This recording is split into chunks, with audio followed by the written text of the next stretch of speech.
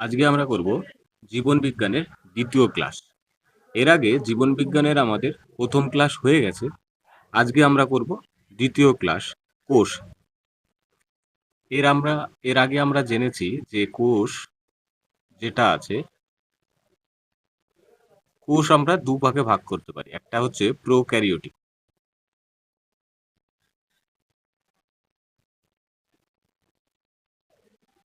আর একটা কি ছিল ইউক্যারিওটিক।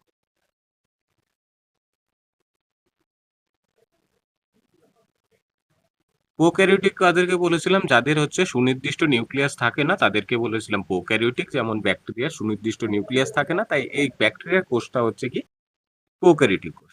আর ইউক্যারিওটিক কোষ যেটা হয়েছিল যাদের সুনির্দিষ্ট নিউক্লিয়াস থাকে। এবং এই ইউক্যারিওটিক কোষের দুটো ভাগ ছিল, একটা হচ্ছে উদ্ভিদ কোষ আর একটা হচ্ছে প্রাণী কোষ। এদের পার্থক্য আমরা দেখেছিলাম যে এর কোষ প্রাচীর এবং কোষ পর্দা থাকে। উদ্ভিদ কোষের কোষ প্রাচীর এবং কোষ পর্দা থাকবে,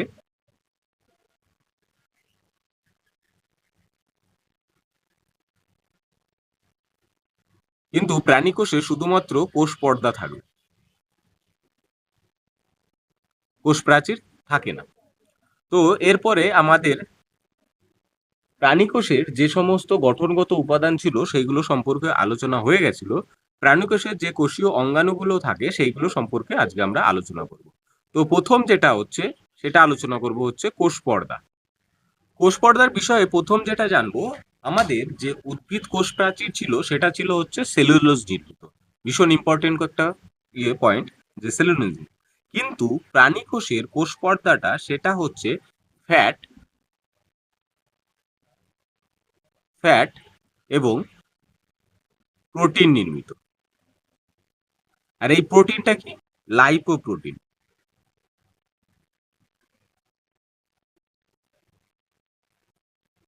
লাইপোপ্রোটিন থাকে আমাদের কোষ পর্দাতে, প্রাণী কোষের কোষে।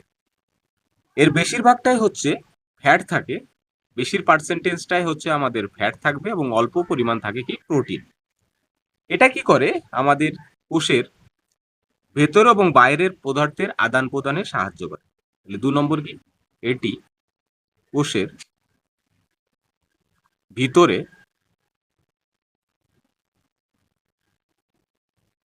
এবং বাইরে বিভিন্ন পদার্থের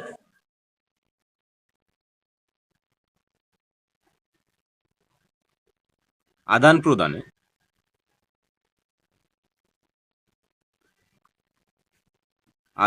প্রদানে সাহায্য করে।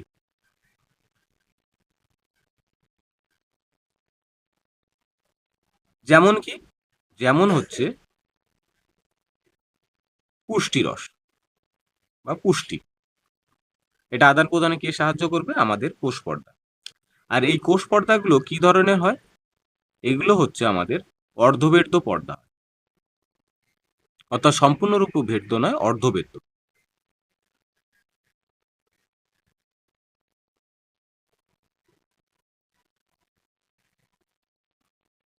অর্ধবেদ্য পর্দা প্রকৃতি।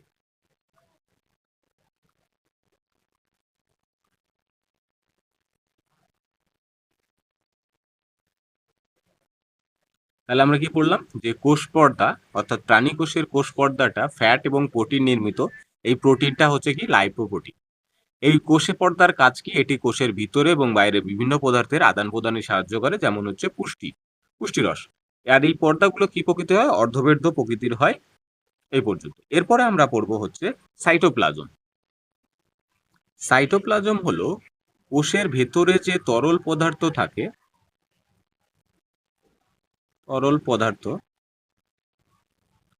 থাকে সেটি। তাহলে এটি কি? এটি হচ্ছে কোষের ভেতরের সবচাইতে তরল পদার্থ। এবং এটি কিসের মিশ্রণ? এটি লবণ এবং জলের মিশ্রণ। কিসের মিশ্রণ? লবণ এবং জলের মিশ্রণ। এটি কি করে? এটি কোষের কোষের ভিতরের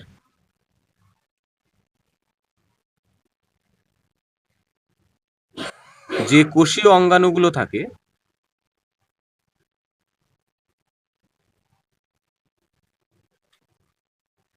কোষীয় অঙ্গাণুগুলো থাকে তাদের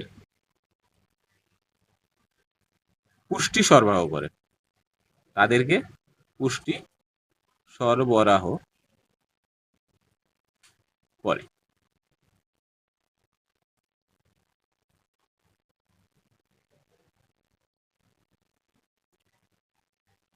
4 নম্বর পয়েন্ট হচ্ছে সাইটোপ্লাজমে কোষের যে অবাধ শোষণটা আছে, আমাদের শ্বসন দুই প্রকার, তার মধ্যে সবাধ শোষণ এবং অবাধ শোষণ। এই অবাধ শোষণটা সাইটোপ্লাজমে ঘটে এবং এতে কি হয়, এই অবাধ শোষণে 2 অণু এটিপি শক্তি উৎপন্ন হয় এবং গ্লাইকোলাইসিস ঘটে। তাহলে কি এখানে পড়লাম যে তরল পদার্থ, যে কোষের ভিতরে যে তরল পদার্থ থাকে সেটাই হচ্ছে সাইটোপ্লাজম। এটি কিসের মিশ্রণ? এটি লবণ এবং জলের মিশ্রণ। এটি কোষের ভিতরে যে কোষীয় অঙ্গাণু থাকে তাদেরকে পুষ্টি সরবরাহতে সাহায্য করে। 4 নম্বর পয়েন্ট বললাম সাইটোপ্লাজমে কোষের অবাধ শোষণ এর স্থান। এখানে অবাধ শোষণটি ঘটে, আমাদের শোষণ দু প্রকার আছে, তার মধ্যে হচ্ছে অবাধ শোষণ এক প্রকার। সেই অবাধ শোষণ প্রক্রিয়াটি ঘটে যেটা হচ্ছে গ্লাইকোলাইসিস প্রক্রিয়া এবং এটাতে কি হয়, 2 অণু এটিপি উৎপন্ন হয়। এরপরে পড়বো আমরা নিউক্লিয়াস। নিউক্লিয়াসের বিষয়ে যে প্রথম জিনিসটা পড়বো, নিউক্লিয়াস আবিষ্কার করেন কে? নিউক্লিয়াস আবিষ্কার করেন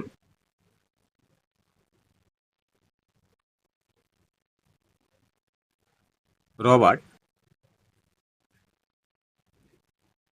ব্রাউন।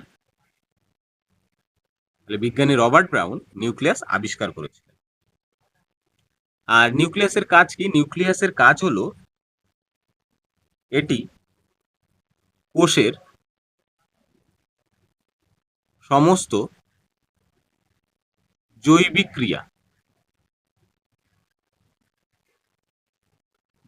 ক্রিয়া নিয়ন্ত্রণ করে। তাহলে নিউক্লিয়াসের কাজ কি? কোষে যত ধরনের জৈবিক ক্রিয়া আছে সেটি নিয়ন্ত্রণ করে কে? নিউক্লিয়াস। এই কারণে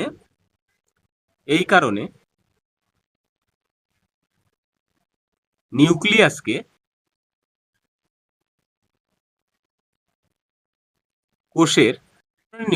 কোষের মস্তিষ্ক বলা হয়। মস্তিষ্ক বলা হয়। তাহলে কোষের মস্তিষ্ক কাকে বলা হয়? কোষের মস্তিষ্ক বলা হয় নিউক্লিয়াসকে। কারণ কি?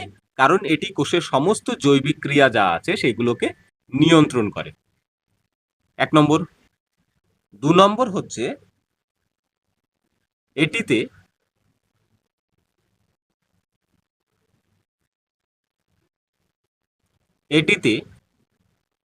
ডিএনএ, ক্রোমোজোম এবং জিন থাকে, যেটা হচ্ছে ক্রোমোজোমের ক্ষুদ্রতম একক, যেটাকে জিন বলা হয়। এই জিন কি করে?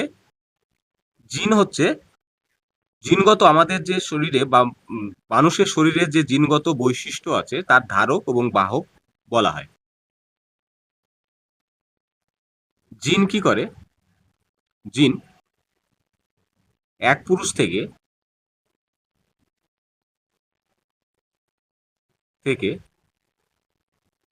অন্য পুরুষে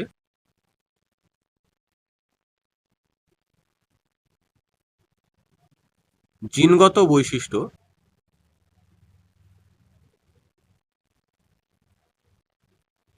বহন করে। তাই একে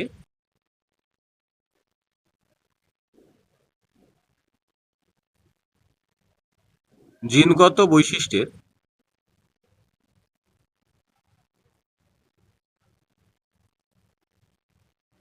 ধারক এবং বাহক বলা হয়। বাহক বলা হয়। তাহলে কি পেলাম? নিউক্লিয়াস আবিষ্কার করেছিলেন রবার্ট ব্রাউন। এটি কোষের সমস্ত জৈবিক ক্রিয়া নিয়ন্ত্রণ করে। এই কারণে নিউক্লিয়াসকে কোষের মস্তিষ্ক বলা হয়। এটিতে ডিএনএ, ক্রোমোজোম এবং জিন থাকে। জিন এক পুরুষ থেকে অন্য পুরুষের জিনগত বৈশিষ্ট্য বহন করে নেয়, তাই একে জিনগত বৈশিষ্ট্যের ধারক এবং বাহক বলা হয়। এরপর নিউক্লিয়াসের বিভিন্ন উপাদানগুলি কি? এছাড়াও অন্যান্য উপাদান: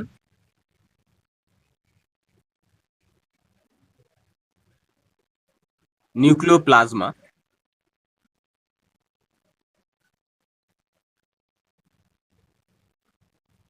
ক্রোমোজোম,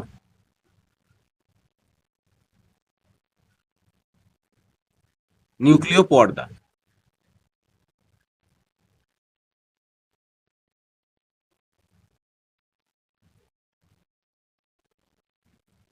এরপরে আমরা ক্রোমোজোমের সম্পর্কে একটু ডিটেলসে জানব। ক্রোমোজোম হলো ক্রোমোজোম হলো নিউক্লিয়াসের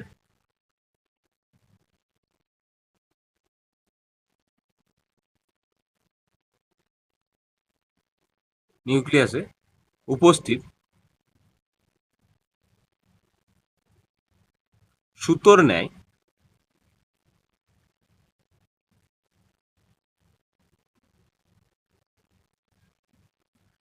অংশ। তাহলে কি? ক্রোমোজোম হলো নিউক্লিয়াসে অবস্থিত সুতোর ন্যায় অংশ। যাতে কি থাকে? যাতে ডিএনএ থাকে।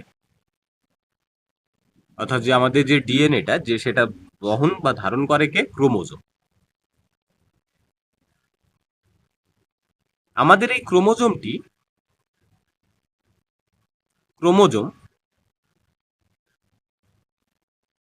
ডিএনএ এবং হিস্টোন প্রোটিন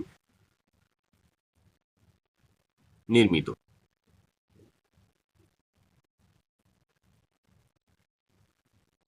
তাহলে ক্রোমোজোম কি নির্মিত?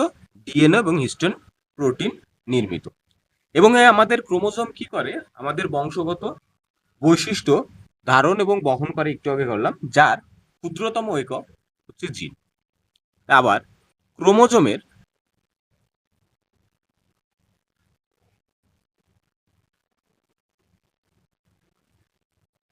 ক্ষুদ্র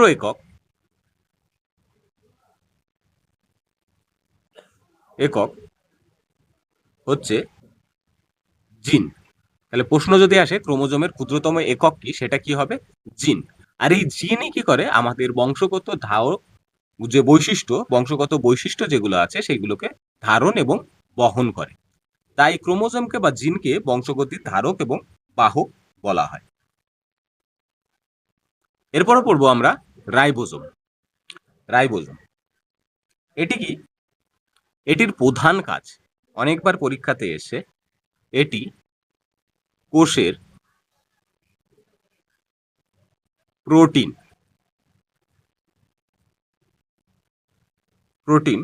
সংশ্লেষের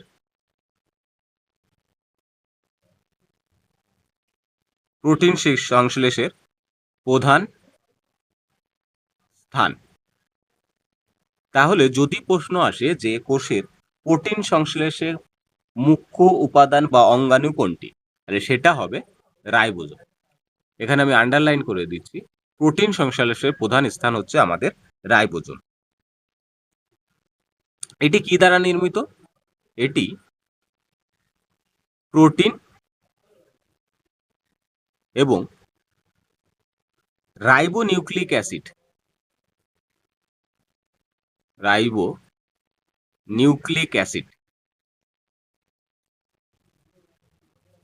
অ্যাসিড সমন্বয়ে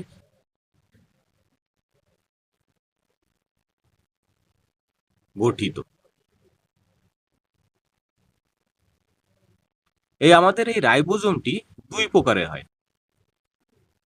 একটা হচ্ছে 70S এবং আরেকটা হচ্ছে 80S।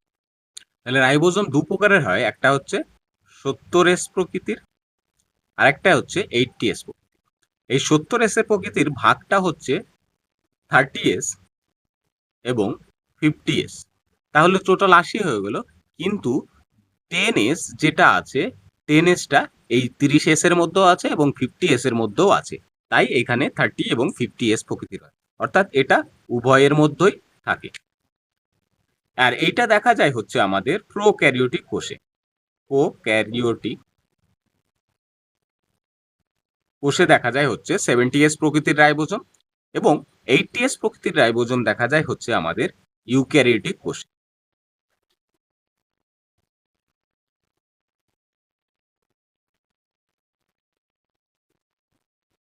এর ভাগটা হচ্ছে আমাদের 40s প্লাস হচ্ছে আমার 60s। এর 20s হচ্ছে উভয়ের মধ্যেই থাকে, অর্থাৎ এই 40s এর মধ্যেও 20s থাকে এবং 60s এর মধ্যেও 20s থাকে। তাই টোটাল হচ্ছে আমাদের 80s। আশা করি সবাই বুঝতে পেরেছে। এরপরে জানবো আমরা মাইটোকন্ড্রিয়া সম্পর্কে।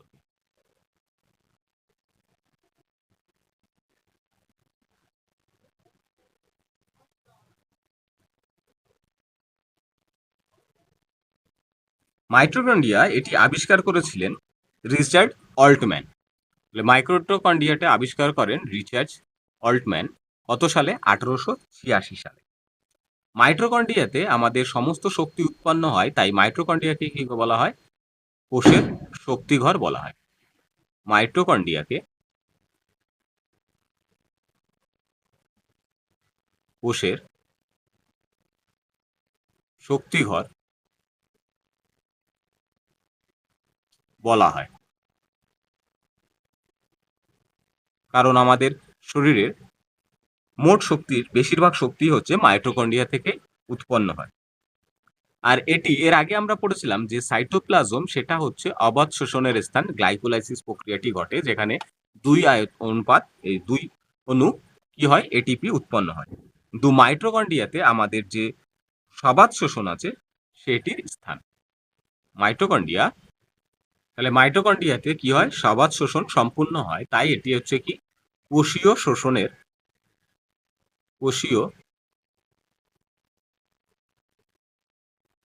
শোষণের স্থান।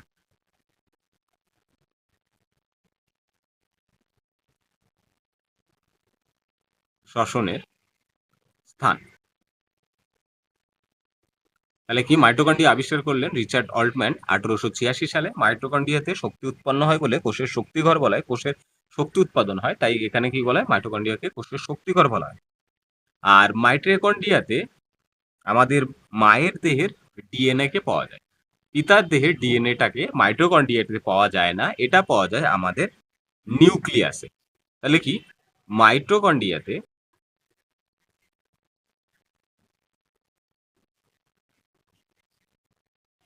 মায়ের দেহের মায়ের দেহের ডিএনএ পাওয়া যায়।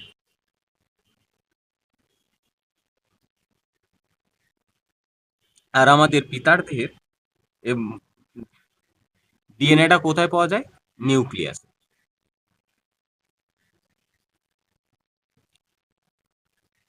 এবং নিউক্লিয়াসেও মায়ের দেহের ডিএনএটাও পাওয়া যায়। এখানে নোট করে দিচ্ছি, মায়ের ডিএনএ কোথায় কোথায় পাওয়া যাবে? এটা মাইটোকন্ড্রিয়াতে মাইটোকন্ড্রিয়া এবং নিউক্লিয়াসে পাওয়া যাবে। আর আমাদের পিতার দেহের ডিএনএটা কোথায় পাওয়া যাবে? শুধুমাত্র নিউক্লিয়াস।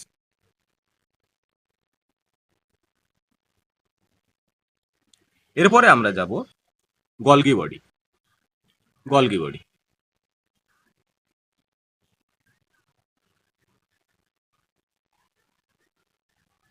গলগি বডি আবিষ্কার করেছিলেন গলগি বডি আবিষ্কার করেন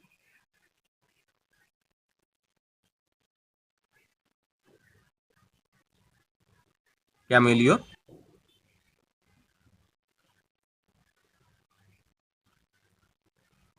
ক্যামিলো গলজি,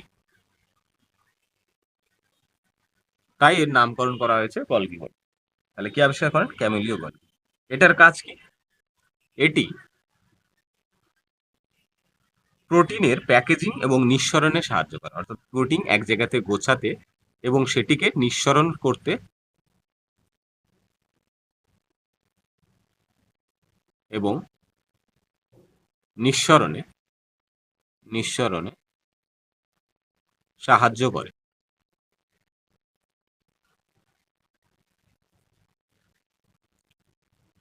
এবং এটিকে গলগি বডিকে কোষের পাহারা দেওয়ার বা ট্রাফিক পুলিশও বলা হয়। এটিকে কোষের পাহারাদার বা ট্রাফিক পুলিশ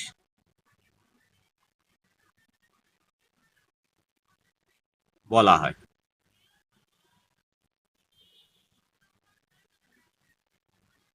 এছাড়া গলগি বডি এছাড়া গলগি বডি গলগি বডি কোষের বৃক্ক নামেও পরিচিত।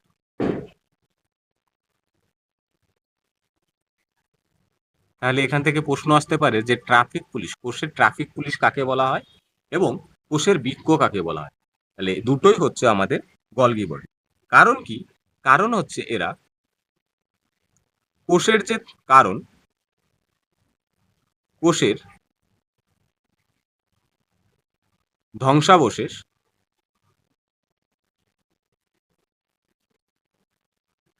ধ্বংসাবশেষ নিঃসরণে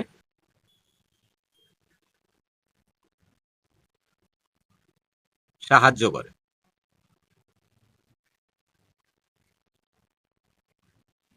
তাহলে কি করে? এরা কোষের যে ধ্বংসাবশেষগুলো থাকে, অর্থাৎ মৃত কোষের যে অঙ্গাণু বা কোষগুলো থাকে, সেগুলোকে নিঃসরণের ক্ষেত্রে কে সাহায্য করে? Golgi body. এবং যে সমস্ত প্রোটিন প্যাকেজিং, অর্থাৎ প্রোটিনগুলোকে এক জায়গায় করা, সেগুলো কতটা কি আসবে সেইটাকে দেখাশোনা করে গলগি বডি।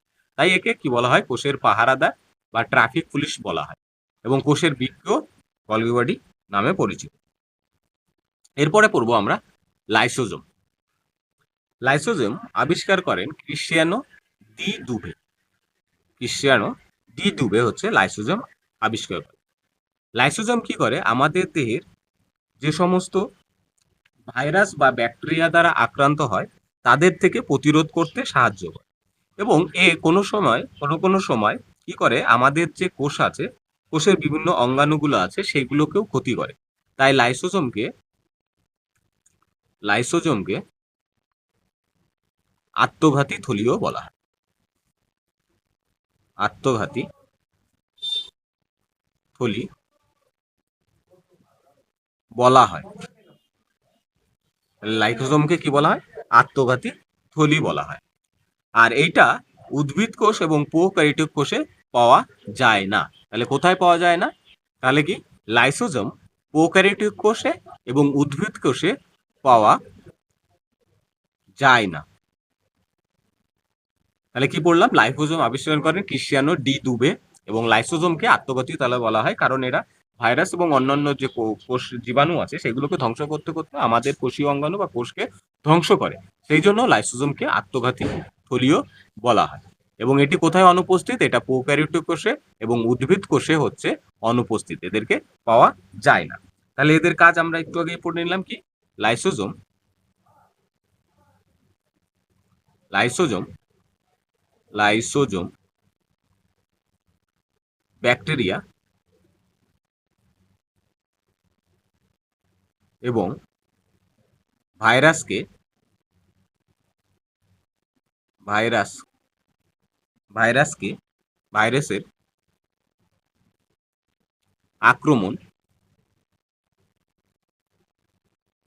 আক্রমণ প্রতিরোধ করে।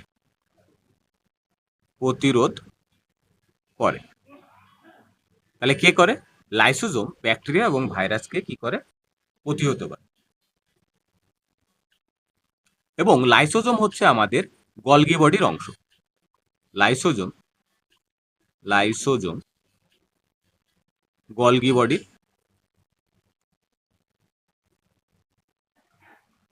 অংশ, যা কোষের অভ্যন্তরে অভ্যন্তরে অভ্যন্তরে অভ্যন্তরে পরিপাকে সাহায্য করে। তাহলে কি বললাম? লাইসোজোম আবিষ্কার করে ক্রিস্টিয়ানো ডি দুবে। লাইসোজোমকে আত্মঘাতী থলি বলা হয়। লাইসোজোম প্রোক্যারিওটিক কোষ এবং উদ্ভিদ কোষে পাওয়া যায় না। লাইসোজোম ব্যাকটেরিয়া এবং ভাইরাস আক্রমণকে প্রতিরোধ করে। লাইসোজোম গলগি বডির অংশ, যা কোষের অভ্যন্তরের পরিপাকে সাহায্য করে। Next, endoplasmic reticulum. এবার আমরা পড়ব এন্ডোপ্লাজমিক রেটিকুলাম, যেটাকে সংক্ষেপে ইআরও বলা হয়। এটিও কি লাইসোজোমের মতো এটি গলগি বডির অংশ।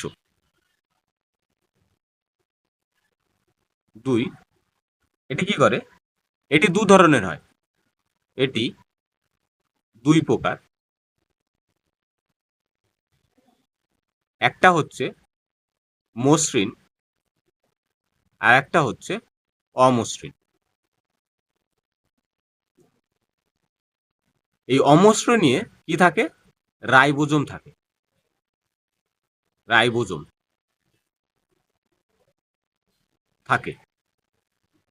কিন্তু মসৃণে রাইবোজোম থাকে না।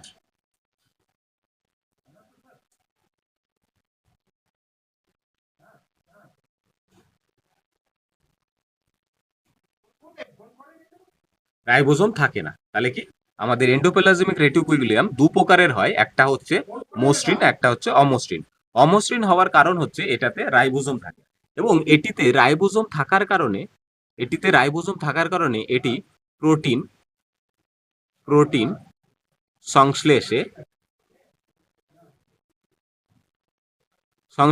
সাহায্য করে।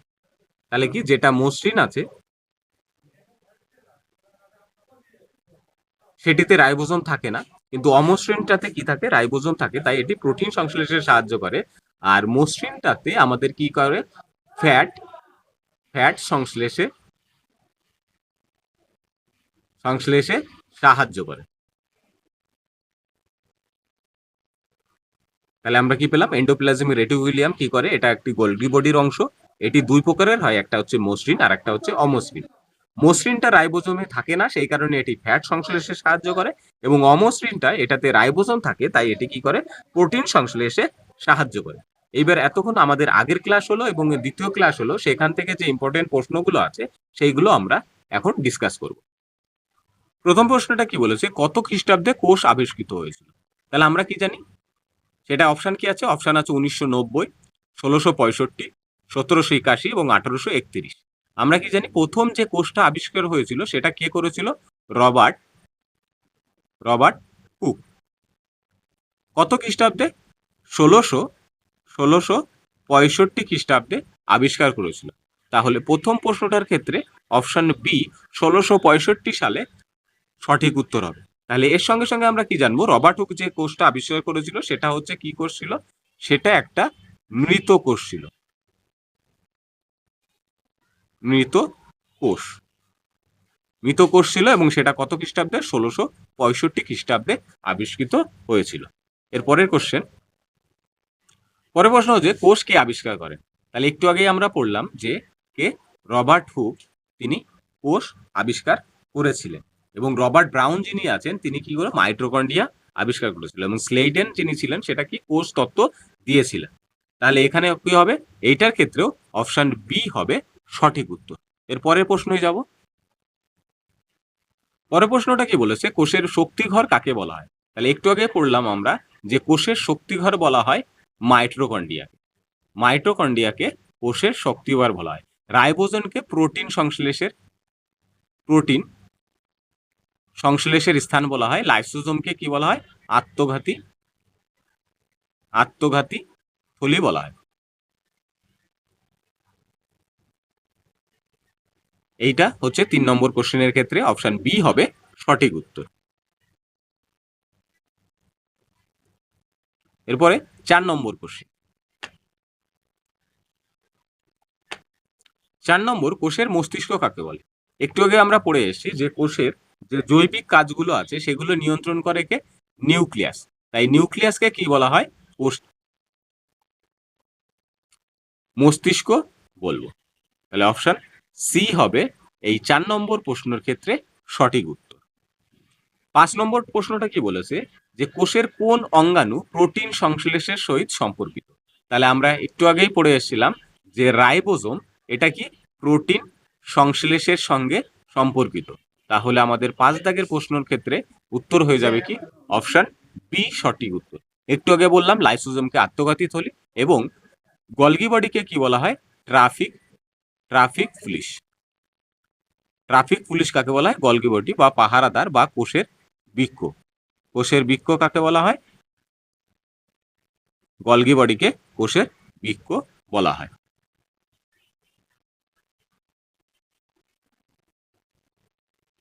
এর পরের প্রশ্ন,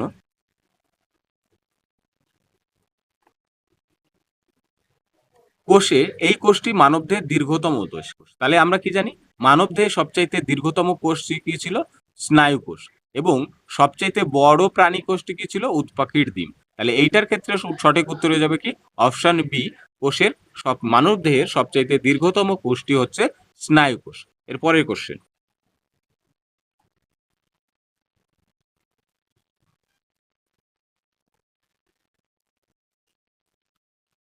এখানে কি বলেছে? আয়তনে সর্ববৃহৎ কোষ কোনটি? তাহলে একটু আগে পড়লাম আমাদের সবচাইতে মানবদেহের সবচাইতে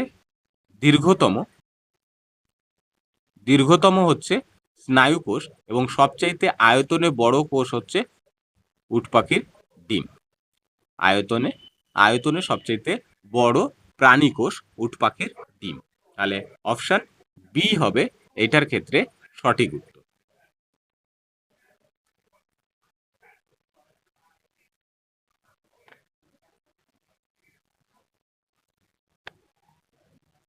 এরপরে বলেছে ডিএনএর ক্ষুদ্রতম একক কোনটি? তাহলে আমরা কি জানতাম? ক্রোমোজোম। ক্রোমোজোমের অংশ কি ছিল? ডিএনএ। এবং ডিএনএ সবচাইতে ছিল কি? সবচাইতে ক্ষুদ্র ছিল হচ্ছে জিন। তাহলে জিন হবে সবচাইতে ছোট অংশ। কারণ ক্রোমোজোমের কি দিয়ে গঠিত? ডিএনএ গঠিত। এবং সবচাইতে ক্রোমোজোমের ক্ষুদ্র অংশটা কি ছিল? হচ্ছে জিন। তাহলে এখানকার থেকে কি হবে?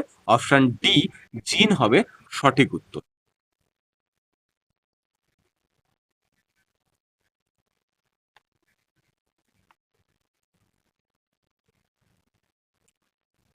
পরের প্রশ্ন 10 নম্বর কোশ্চেনটাকে বলেছে প্রোক্যারিওটিক কোষে কোনটি অনুপস্থিত?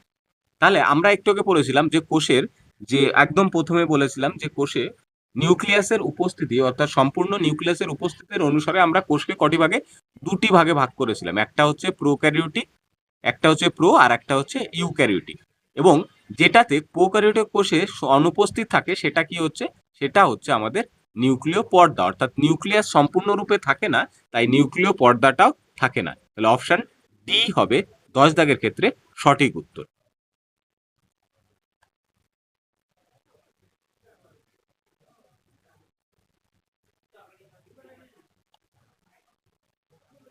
এরপরে বলেছে কোন কোষীয় অঙ্গাণুকে আত্মঘাতী থলি বলে? তাহলে কি আমরা কি জানি? লাইসোজোমকে কি বলা হয়? আত্মঘাতী থলি বলা হয়। আর রাইবোজোমকে হচ্ছে প্রোটিন সংশ্লেষে বলা হয়। আর আমাদের ইয়ার মানে হচ্ছে এন্ডোপ্লাজমিক রেটিকুলিয়াম, যেটা মসৃণটা আছে, মসৃণটা হচ্ছে ফ্যাট সংশ্লেষে, এবং যেটা অমসৃণ আছে,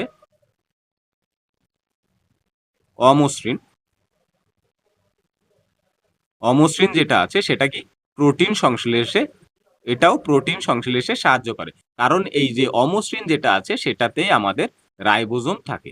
তাই এই কারণেই আমাদের অমসৃণটা প্রোটিন সংশ্লেষে সাহায্য করে এবং মসৃণটা ফ্যাট সংশ্লেষে সাহায্য করে। আর আমাদের এইটার প্রশ্ন ছিল যে আত্মগতি থলি কাকে বলা হয়, তাহলে সেইটা হবে লাইসোজোম হচ্ছে আমাদের অ্যান্সার।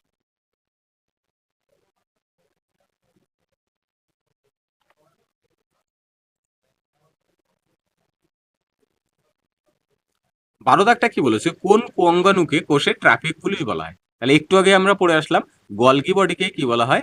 ট্রাফিক পুলিশ বা কোষের পাহারাদার, ট্রাফিক পুলিশ অথবা কোষের পাহারাদার অথবা কি কোষের কোষের বৃক্ক, বৃক্ক বলা হয় গলগি বডিকে। লাইসোজোমকে আত্মঘাতী থলি, মাইটোকন্ড্রিয়া কোষের শক্তিঘর এবং রাইবোজোমকে প্রোটিন সংশ্লেষে সাহায্যকারী অঙ্গাণু বলা হয়। তাহলে আজকের ক্লাসকে এই পর্যন্ত রাখছি।